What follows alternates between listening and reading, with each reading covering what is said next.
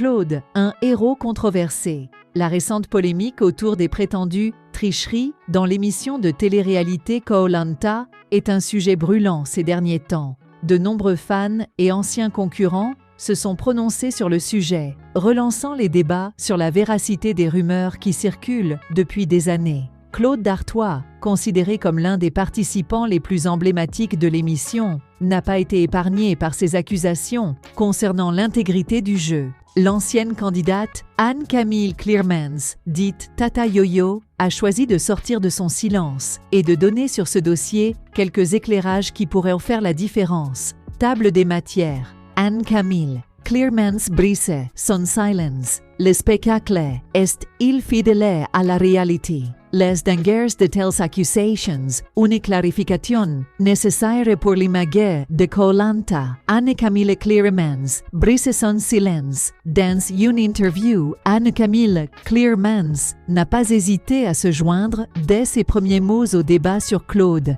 et la prétendue tricherie. Si elle reconnaît que certains éléments peuvent soulever des questions légitimes, comme des soupçons d'aide à la production, elle tient également à remettre les pendules à l'heure soulignante que Claude n'est pas le seul mis en cause dans ces accusations et que la réalité diffère souvent, sensiblement, de ce qui est présenté à l'écran.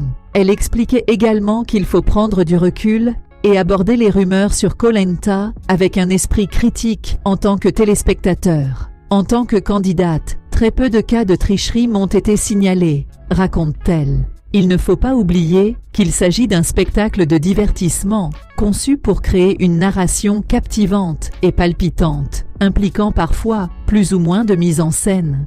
Elle précise également que les participants de Koh-Lanta sont conscients de ces aspects au moment de signer leur contrat. Cela ne signifie pas pour autant qu'ils approuvent tout ce qui est dit dans les médias. Il y a du vrai dans les rumeurs, mais comme toujours, il est important d'être nuancé, souligne l'ancien candidat emblématique. Les dangers de telles accusations. Anne-Camille Clearmans alerte sur les conséquences potentielles de ces polémiques sur la vie personnelle et professionnelle des anciens candidats. Lorsque succès et renommée vont de pair, certains opportunistes peuvent chercher à profiter de la situation en répandant des rumeurs infondées. Cela peut être très destructeur, déplore